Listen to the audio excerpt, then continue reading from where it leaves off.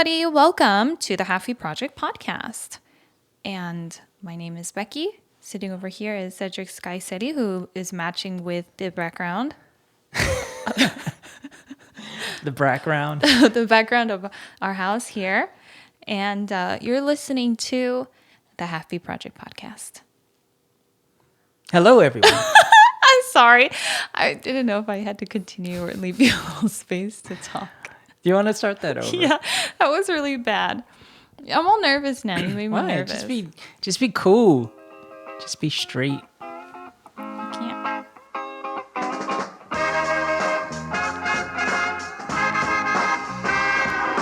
can't. My name is Becky, and sitting across the table here is Cedric Sky. Hello, everyone. Most people have not heard our first entry. This is our second intro, and it's not doing much better than the first one. A little better. A little bit better. This is great, though, because people are seeing real time our communication with each other, which has something to do with our episode today. Just a little bit. I have a question for you, Cooks. Do you consider yourself a good communicator? No. No. No. I thought that was going to go a little bit differently. You were going to say yes, and I was going to say, oh, in what ways? And then you would tell us what ways. No, I could tell you the opposite. Well, I feel like I can communicate in a sense of if there's something that I'm confident in, something that I know how to communicate, or something that I'm very familiar with, I feel like I'm better at communicating. But when it comes to communicating how I really feel or communicating, I don't know, if I'm like really upset or frustrated about something, it's hard for me to get it out.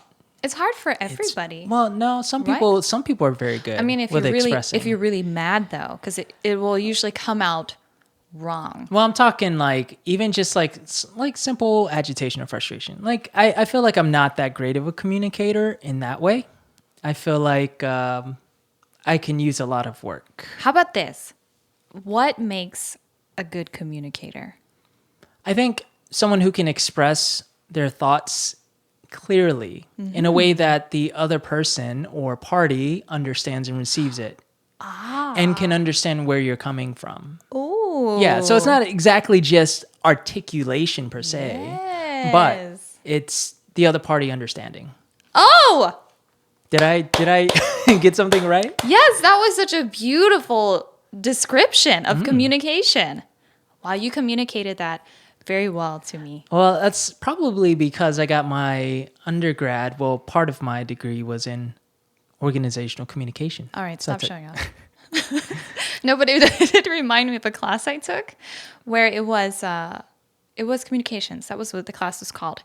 And I distinctly remember the professor was asking us, what is communication? And then she said, because somebody was like, oh, communication is being able to put your thoughts into words well. Oh, it's being able to present well and all of these things. And she was like, no, communication is about expressing what you're trying to say in a way that the other party understands. So it might not even have anything to do with your fancy words or your presentation or even the language you're speaking. It's all how you get the meaning across to the other party. Right. The most articulate, greatest orator in the world, if they're in front of kids and they can't break things down in a way that kids understand, then in that situation, I feel like it's not effective communication. Oh, Cooks. Man, I'm on fire today. I know you said you weren't a good communicator, but you're so great right now. Yeah. That was nice. It's probably going to go downhill from here. The bar is set, everybody. It's up to here. Well, the reason why I'm asking these questions is because today we're going to talk about communication in relationships where the two individuals speak different languages. Either they speak different languages as in, I only speak Korean and you only speak English. How are we supposed to communicate? Or in the case of a couple that I speak Korean, you speak French, but our second language is English. So we communicate with each other in our second languages. And so there are many couples, of course, like that who are making it work. Making relationships work like this, but from our own experiences, having grown up in homes where our parents spoke, their mother tongues were not the same. Right. Could you say mother tongue for your dad too? Oh, I guess you could. Yeah. You're right. Has nothing to do with the actual like mother. Yeah, Like you're original. right. Okay, original language. It was not the same. Your father tongue. And we saw firsthand what that can look like and grow up in that kind of experience. And so we just wanted to talk a little bit about that and ask the question and kind of explore this question. Do we think it's necessary to be able to communicate fluently in the same language? That's a good question. I think before we even attempt to dive into like answering that with our opinions and whatever we feel like we've researched over the years, what is fluency? What is language fluency? Wow, because you're really doing great in this episode. Well, no, seriously, because whenever you ask someone, are you fluent? Like, for example, people have asked you, are you fluent in Korean? Or if they say, hey, is Becky fluent in Korean? I'll be the first to 아니요? say yes. Oh. Yes, she's very fluent. But then sometimes you'll say yes, and depending on the context, sometimes you'll even say, I'm not that fluent. And I'm like, well, so we're judging the same language ability and the ability to communicate in Korean differently. It's subjective. And I think fluency, to a certain degree, is subjective because there is no hard line, I think, in terms of you cross this line, you become fluent. I think it's more bringing into question the answer of like, what does communication mean? I think fluency has that same nuance of, well, as long as you're able to communicate in a way that the other party understands, then that means you have some degree of fluency. That's what I think fluency is. Now, I'm not a language expert, and feel free to correct me, anyone out there who is a linguist, but that is my idea of fluency. I think that's true. Right. I mean, because the thing is, you could be like, obviously not used in the same term of fluent in a specific language, but be like, oh, I'm fluent in today's slang. I get it. I know all the lingos, as the kids say. Right. And you could be fluent in the slang. So maybe you're speaking to certain age groups. You guys totally get each other. Right. But maybe you're trying to speak to other age groups and it's like, well, I don't know what you're trying to say. I can't communicate with you. There's no fluency existing there. Is it Agreed. like that? Yeah, I agree. Yeah, that's what I think fluency is. Maybe not in totality, but I think that's a big part of it. Yeah. So when you're talking about relationships and is it required for there to be fluency, I think to a certain degree, yeah, for it to work effectively. Unless both parties are just like the most down-to-earth people and they just like whatever happens, we love each other whether we can communicate to each other or not. You know, there are very few couples I believe out there that exist like that. But for most people who have a desire to communicate and the need as a human being to be understood, I think there needs to be some level of fluency. Whether it's like totally fluent or just, you know, to a point where you can understand. And I've seen, at least in my experiences with my parents, I've seen that come into play in that my dad didn't speak Korean. I don't even know how much Korean he knew. I'm sure he knew probably how to greet, and that's, you know, and very few like words outside of that. But I've never heard him speak anything in Korean from my memory. And my mom, I would even consider her to be semi-fluent in English. She's not even, I would say, fluent. And that's a whole nother story for another day because she's lived in America for over half of her life, you know. But yeah, I've seen their relationship work still because my mom, she was semi-fluent in English. My dad was obviously fluent in English, and they made it work because they were able to understand each other. That didn't come without challenges, you know, but yeah, I think they were able to make it work. So yes, at least semi-fluency can work, in my opinion. I think we need to steer a little bit away from terms like fluency too, because the definition we're using is a bit subjective as opposed to the usual concept of fluency, like, oh, full mastery, command of a certain language. Because I think about communication, because communication is obviously not even just about language. It's your facial expressions, Right. Or it's being That's able true. to, you know, almost transcend written or spoken word to get something across. You know someone so well that you give them a certain look, you're communicating something to them, they get it. So it's this Yeah. give and take that can exist in all different kinds of levels. But coming back to that question about, is it important to have this ability to communicate? I absolutely, hands down, say yes, in the context of what we are saying, of what communication means, this give and take of information. Because I think what happens a lot of times, like, why do we have a desire to communicate with somebody, right? We have this desire to communicate because, one, we're trying to show them who we are. And these are the vehicles, either movement, expression, language, writing, the vehicles we use to show an individual something about ourselves so they can see us fully, so we can be seen. And only by being seen and understood can we really connect and be loved. And I think that's one reason for communication. And I think another reason, and this is something that I feel like has played a lot in relationships, especially in the past, where one person didn't speak the same language, is a sense of power and control. Yeah. Because how much easier it is to keep somebody kind of powerless when nobody's hearing you or understanding what you're saying. You're in a society or community where nobody understands you whatsoever. You're not able to communicate with the outside world. So you are powerless then. So this is why communication is so vital. It's not just about trying to prove a point or be like, I like this, I don't like this, you should understand that.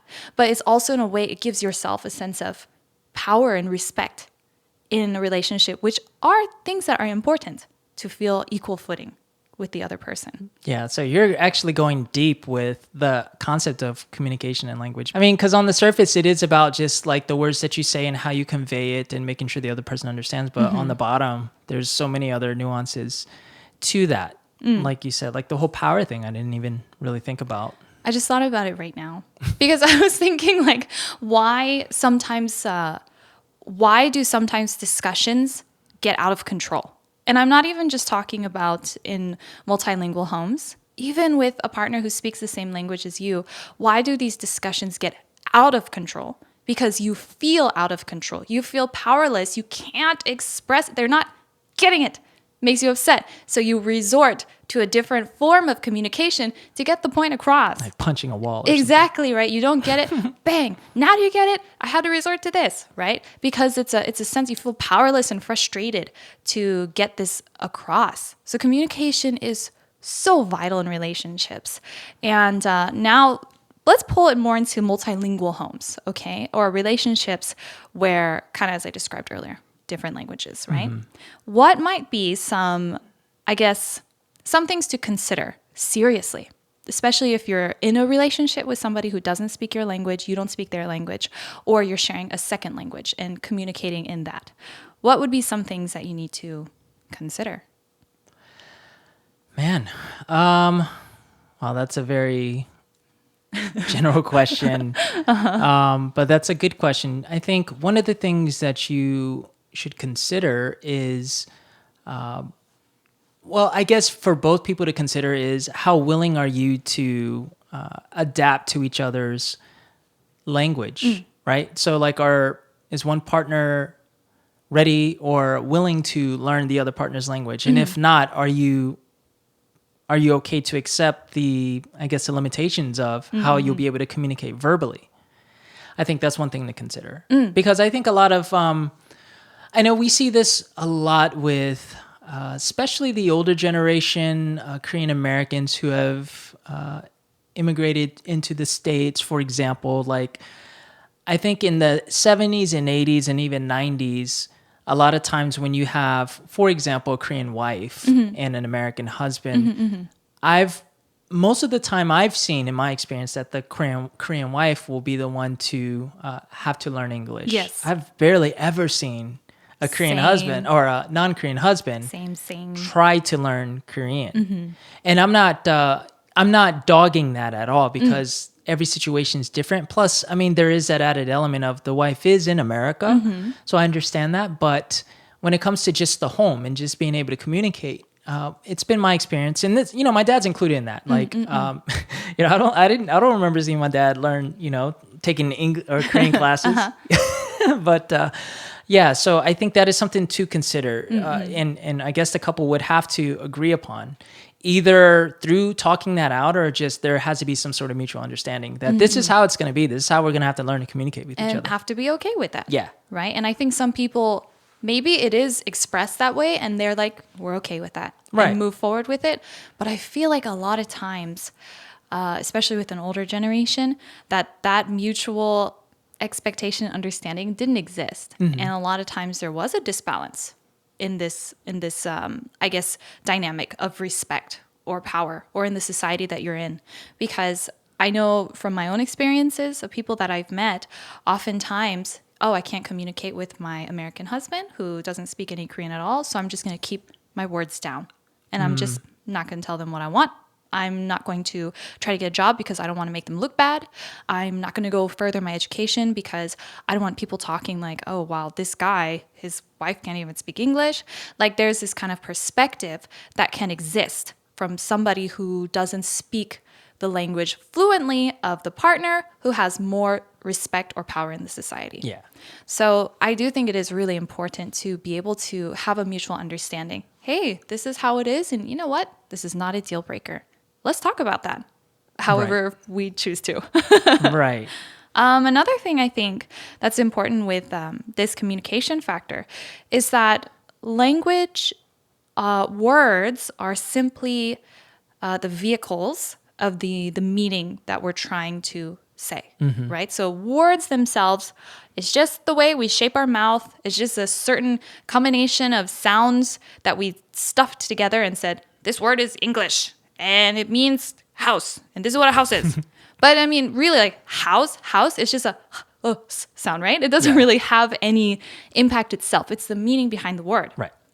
So certain words carry certain meanings. And along with those meanings come connotations and those nuances, the contexts. To kind of give an example, like say you grow up in a culture community where everyone celebrates Christmas and loves Christmas. And growing up, everyone knew Christmas was like the thing and you all decorated and you love Christmas. So when you hear the word Christmas, certain feeling comes to mind, right? Oh, that certain smells. Oh yeah.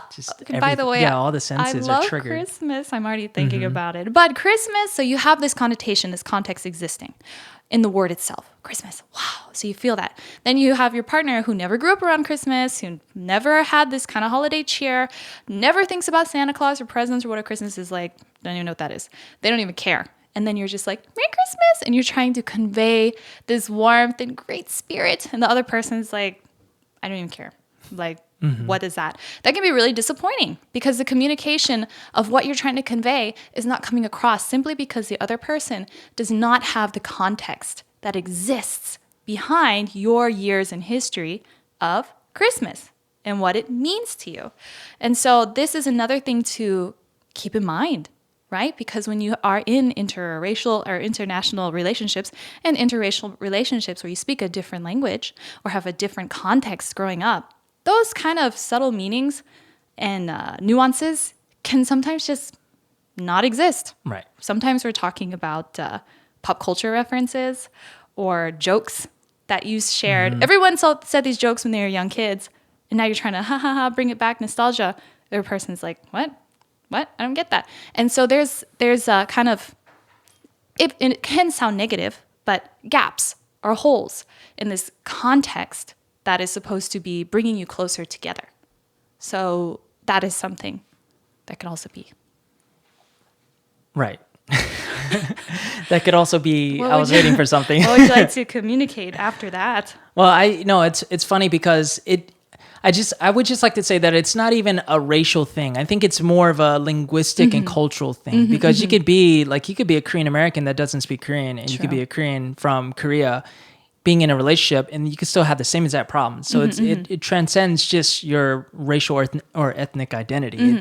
It is just the culture. And in addition, another consideration is language is powerful in that it's, on the surface, it's a series of words and phrases that mean a certain something, right? We assign meaning to it, but on a deeper level, like how you view life, or language has a big part in how you view life. And so one thing to consider is, like, for example, if you're fluent in Korean, you're going to view life a certain way versus if you're fluent in English, because all of that is just built into the language. And I have a general understanding of that, because when I switch to my like Korean brain, I look at life and I look at people differently. We always talk about like when it's like an older Korean gentleman or even an older Korean woman, I look at them differently. Especially like if I know that they don't speak English, they speak Korean only, like I view them a certain way, I interact with them a certain way versus someone who is the same age, American, who speaks English. I don't feel that. I look at them differently. I can treat them a little different. I still treat them with respect, but I can feel okay with being a little more casual. So like how you view life comes through your language, especially with Korean, because there's honorifics and the casual like differences in the languages. And that'll affect how you view and interact with people. So that's another just sort of a deeper level thing to consider in this relationship. It's really true, because culture is baked into language. I don't think you can really separate the two. In most cases. And so you might not understand, let's say your spouse does something a certain way, views people a certain way, says certain things, and you're like, why do you think that way? I don't get it. But they're not able to communicate to you why they do that in their own mother tongue. Then it can be gaps of understanding, and you might just have to accept like, all right, I just don't get it. And you can lay it down to, well, yeah, it's cultural differences. But I think some ways to bridge cultural differences is to understand the language itself, because culture and language are so closely tied together. Right. Yeah, because this was something that I also noticed growing up, that there are many aspects of my mom, the way she thought, the things she did, how she spoke to us, that when I was growing up and didn't speak Korean fluently, I would be very like sometimes blindsided, or it's just like, what is the point of this? And then as I get older, it's not even just a matter of maturing and living in Korea. It's specifically understanding the language where you get some things and be like, I see now what you were trying to say. I just didn't get it before. Right. And so language it's very vital in trying to peel back those layers of misunderstanding. Yeah, so it would be very beneficial in that context to be able to communicate the same language, or to maybe even make an attempt to perhaps understand your partner's language, which is far easier said than done. But there are those nuances that you'll be able to understand better if that is the case. Now, again, if that isn't the case with certain couples where it's only one partner that's learning the other language and they're communicating through that language, I'm not throwing shade. But what I am saying is there are benefits to speaking the same language. Yeah, entirely. You can even feel this just when you're trying to read books that have been translated to English, but it is missing the heart. Like, to give an example, I really try to read Crime and Punishment. No, actually, I liked Crime and Punishment. I tried to read some, War and Peace. I was trying to read War and Peace, and I was trying to read Anna Karenina. Oh boy. Anyway, sorry to my Russian-speaking listeners. So I was trying to read these two books, and I've tried for years. And my friends who speak Russian, they just love these novels. They rave, oh, it's so beautiful, the writing, it's so meaningful. And I'm bogged down by the words. I can't quite feel that visceral gut feeling or attraction to these novels. And I was really asking, like, how can I appreciate Russian literature more? How can I really understand and love it? And you know what the universal response was? Learn Russian. Because it's something that's in the language. It's hard to grasp it. I think it's different, if I say to you, oh, 我爱你, and it's Chinese, you know what I'm saying. I love you. But the feeling would be so much different if I say to you, I love you, or 사랑해, right? Because there's that visceral attraction attached to the words themselves. Right. So, yeah, that is something to keep in mind. Right. When it comes to these multilingual homes. Following up on top of that, how about relatives? More often than not, when you are in these cross-cultural, multilingual families or relationships, maybe your side of the family only speaks English, their side of the family only speaks Korean, and maybe you and your partner speak a mutual language. But what about when you spend time with your relatives? There's inevitably going to be a language barrier. And having healthy relationships with your spouse's family is really a great blessing, I think. But when there's a language barrier that exists, it's something that you have to consider. Am I going to be able to be close to 할머니? Am I going to be able to take out my niece and nephew and just hang out together as auntie and, niece? I don't know. Those are things that I consider, actually. Right. Not that we have that problem. No, I don't think we would have that problem, of course. But yeah, that is another thing. I remember just growing up on both sides, like us going to my dad's side for Christmas time, and it's all just the black family, just having a good time. And my mom is literally like the only Asian, because it's mostly like, just a black family. And then my mom, and my mom is just there. And like, she wasn't really, she never felt comfortable, understandably, like in a sense of like, she doesn't know how to communicate with them or what to say. So it was always very basic. And like my family just loved on her and they're very kind. But yeah, it never really went beyond that point. They knew that my mom was the one that would bring like egg rolls. Sometimes my mom would just make egg rolls, like Korean style egg rolls, and bring it to the like family events. And yeah, I didn't go beyond that from what I remember. And there were times where my mom's family would get together growing up. My dad was just chilling, and they tried to communicate, and I think they communicated on the most basic level. But it didn't go beyond, deep conversations or anything like that. So yeah, I was able to see sort of both dynamics on each side. Now it worked. Luckily, like both sides of the family accepted the other. But I could only imagine, like, just if my dad was able to communicate even more in Korean, like, just how crazier, those times could have been. Yeah. Like, with them interacting. Yeah. But even in this kind of case where you don't go past any deep conversation, that is not equal to the amount of love and respect you can have for that individual. Totally. Because language does not go hand in hand with being able to express love to somebody. That is something that we do want to emphasize. Yeah. Just a couple other things, because I really don't want to just be like, these are things, bad things, blah, blah, blah. But, just being very honest about it. And then we can move on to what has been our own experiences. But another thing that comes to mind is when you say you're living in the country of your spouse and they only speak one language there and you don't speak that language. Inevitably, you end up relying on your spouse, right? Even for very basic things, grocery shopping, where all the food is written in a different language, or opening a bank. You can't open a bank account because nobody is speaking your language.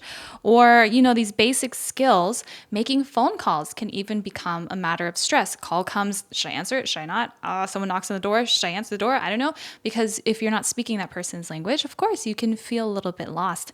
And so this depends on the individual person. Some people are okay with that. Hey, I'm okay taking all of these responsibilities. Just rely on me. And that person might feel totally okay. Like, hey, I don't need to have all this freedom to move around because I want to be with you anyway.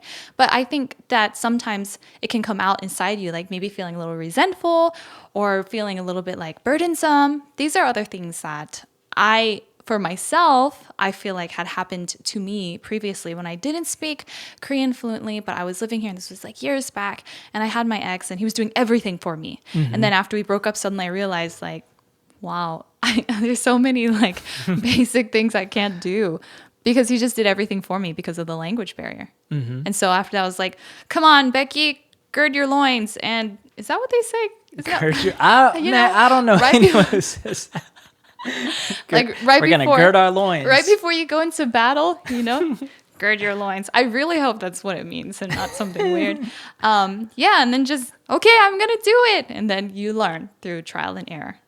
But you don't have anyone to rely on anymore. But when you're in that relationship and you don't feel obligated, they'll do everything for me. This is another thing. Right. Gird your loins and move on. Yeah. So another thing that we can consider when talking about this, especially if you are in a household with kids, is how the kids, I guess, speak the language or not speak the language, right? Like in the example of my household growing up, we spoke mostly English, me and my sister, but my mom spoke to us in Korean, but we spoke to her in English. But we were more obviously comfortable in English because that was our native tongue. So, yeah, Your mother tongue, your son tongue, and daughter tongue. right. But we found a way to communicate with my mom in a way that it just worked. Whereas I know a lot of kids and people growing up, hindsight, looking back to their childhood, they might feel like they weren't able to communicate with their parents or have a sense of understanding because it's like, oh, my mom can't speak English well, or she just doesn't get me. So I know that is a real thing. I don't know. Have you experienced that growing up, or? Yeah, of course. Yeah. Yeah, totally. My mom, I would say she's similar to your mom in her English speaking abilities. No, she's definitely better. Oh, really? Oh, okay. She's definitely That's better. because your mom always speaks to us in Korean. I haven't really. Yeah, like I said, my mom is she's basic level fluent, and yeah, that's about it. She's tried. She really did try. But My dad is because he's a very academic type. Yeah. So my mom will pick up these really random, high level vocabulary terms, and then she'll just text them, drop them in the conversation here and there. We're like, Mom, where did you learn that word? It's like it's funny because it's just very like not very commonly used English vocabulary, but my mom she's very clever and she'll just pick them up and she'll use them, right? And then my sisters and I have a separate chat. We're like, did you just see what mom dropped in there? And then we'll be like, wow, impressed. But I mean, that's language, right? Because you parrot what you hear and use that. So I guess you could say my mom is a perfect blend of very high-end English, low-end English. So she's somewhere rocketing back and forth between those. yeah, it's better than me. I'm like low end and kind of like mid level English. So You're just slowly chugging along, right? My mom's a bullet train with occasional very sudden stops. yeah, But it is true, like with growing up, because my mom, I felt like sometimes like I just couldn't say what I wanted to say. But for me, I never really equated it to because of not speaking English well or not speaking Korean well. I think I just felt like we just didn't get each other. But I never equated it to language per se. And then as I got older, then I realized suddenly speaking Korean, like, wow, my mom's so funny and she's very thoughtful. And, she's got reasons behind what she's doing. right. One thing that I'll say is I do remember a period of time. I don't know how long this lasted, but when I was probably early teens, maybe towards the late teens, like I think I sort of looked down on my mom in a sense of, I don't know. I wouldn't say that I thought my mom wasn't smart, but when it came to speaking English, I just felt like there are a lot of things that she didn't get or wouldn't understand. And I just sort of thinking back to it now, it's like, yeah, I did have those moments in my arrogance of, youth. But now that I look back, I realize my mom is far more intelligent than I had originally thought as a teenager, because I didn't understand that your ability to speak one language doesn't equate to intelligence. Absolutely. And again, not that my mom would ever listen to this, but it's not that I thought she was stupid or she was just of low intelligence, but I just thought that she wasn't as intelligent as she really was and is. And I remember in my 20s that, after I was sort of out of the house, but I was still, around, I would see her often. She would always ask me to talk to her. Like she really wanted me to just let her know how it's feeling about stuff. And it was always kind of weird to me. Like, it's okay. I would just You don't keep talk it very about your surface feelings. I didn't, but she wanted me to. And I realized that was just her desire to communicate with her son that I didn't really, I guess, capitalize on at that time. Yeah. Yeah. This is something that everyone should take away from this episode if didn't hear anything else.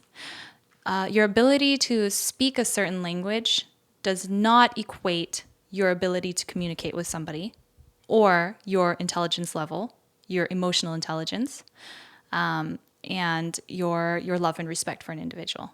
The level of language that you speak does not have to be a barrier to communicating those things. Yeah. Right. So this is something I think also important to keep in mind if you're in a relationship where you guys don't speak the same language or you don't have a fluent second language together, is to remember that. Because whether we like to say it out loud or not, sometimes you can harbor or grow a growing sense of like, my partner's just not going to get it. So why do I even bother inviting her to come watch this movie with me? And she's not going to understand anyway. right? So it's kind of like this subtle sense of looking down a little bit or cutting you out of certain aspects of your life. But if you mutually understand and that person's like, you know what, actually, I don't want to watch the movie anyway, go and just have fun. And you can go without feeling like you're looking down or being left out of the conversation. Then I think that's healthy. Yeah. But that's in the case of all things. But yeah, language. Remember this, guys, what we just said 10 seconds ago. Okay. So the last thing I wanted to bring up was the issue of conflict resolution.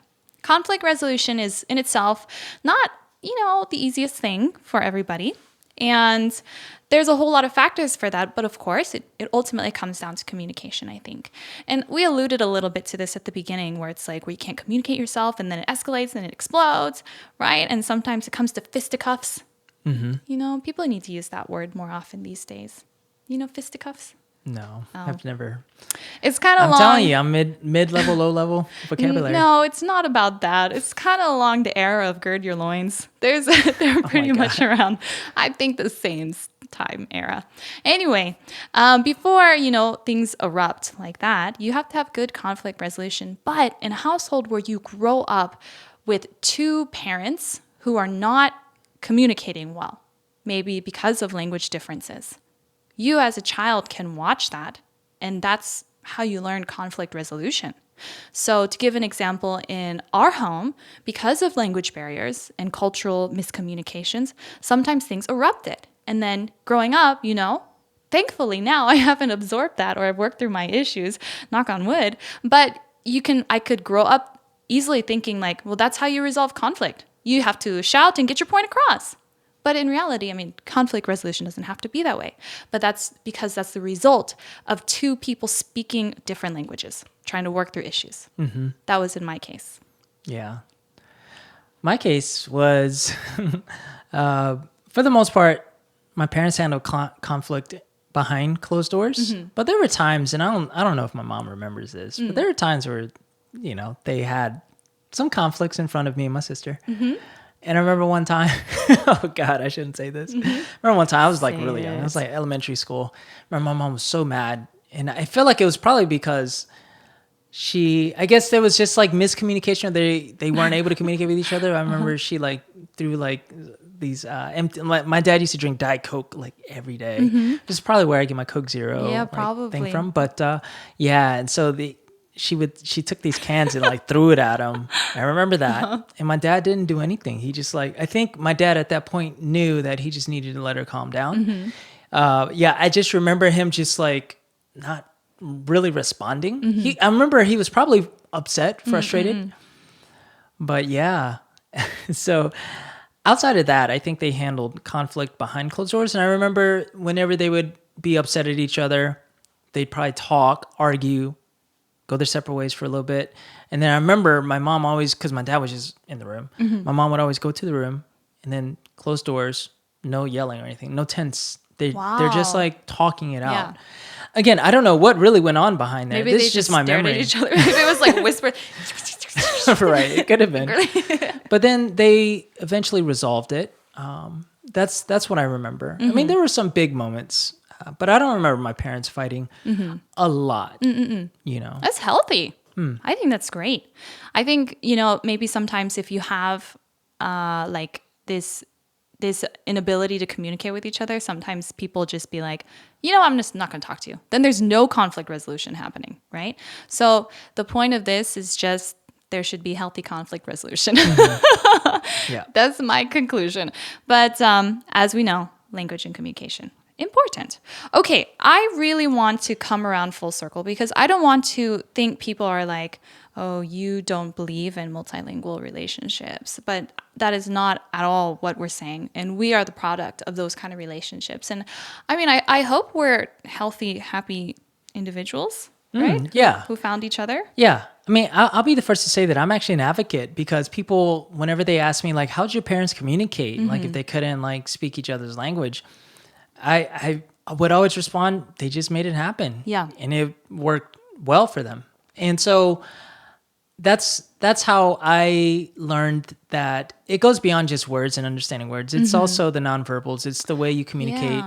Like physically, it's what you do and how you receive like different forms of communication. So for me, I think it can work. I do think that there are, again, benefits to obviously speaking the same language that you can't get without speaking the language, but that's not a requirement. So I'm totally for the camp of, well, if you guys agree to, only communicate through one language where one partner might not be as fluent, then as long as you can figure out a way to make it work, who am I?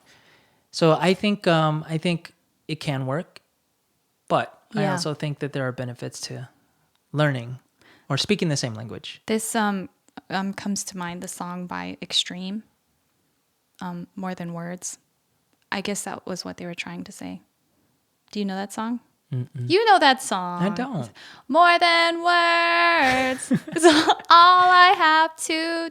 Is that from the barbarian era? That was the war cry after they girded their loins and put up their fisticuffs, and then they sang that as they rushed the enemy. Right. It was very romantic back then. Yeah.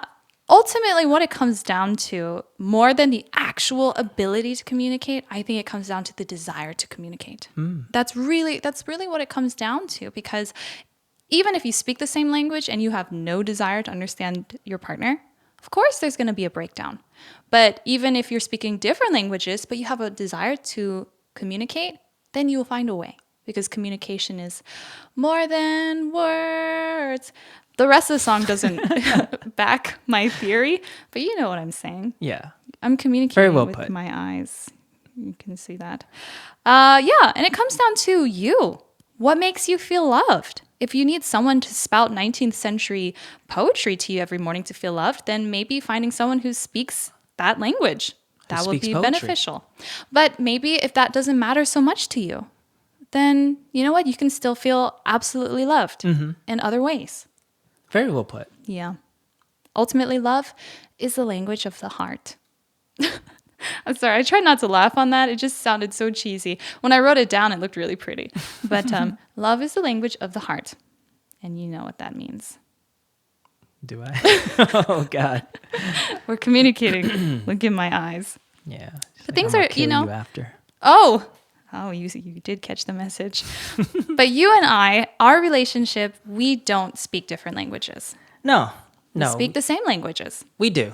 We speak, obviously, English, and we have an understanding of Korean. You speak Korean to me, and You understand it. Yeah, and I've spoken less and less Korean over the time we've been together. I know. From the beginning, I realized in our early conversations, I would message you like, 오빠 어디야? And you'd be like, 난 여기 있어. 뭘. 그렇게 문자를 보내줬는데 now you don't anymore. Yeah, which is not good. It's okay. But the point is we're able to communicate in the way that we understand. Mm-hmm. That's what's keen. Yeah, I think key. I think you're, well, I don't know about now, but I think you are an effective communicator, far more effective than me, because I struggle sometimes to communicate how I really feel, but it's a learning process, because I've never had to talk about my feelings. So. You do a great job. And, here's another thing. Just as language is a long-term project, takes a lot of time and investment to learn, communication is the same. Takes a long time and you have to invest. But the first step is the desire to communicate. Then it can happen. See? Yeah. Oh man, there's so many love stories out there waiting to happen. Okay, well, we're going to wrap it up here. That was very abrupt. Very abrupt. That was abrupt. But we want to hear your stories. So if you are in a multilingual relationship, or you guys don't speak the same language and you're in a relationship, let us know how you're doing that. And if you have kids, how are you going to raise them? And how does the communication happen in your own household? We're really, really curious to know. So you can leave a comment if you're watching this video on the YouTube channel, or if you're listening on the podcast, you can send us a message at thehalfieproject@gmail.com. That's all, folks, and we'll catch you next time. Thanks for listening. We are the Halfie Project.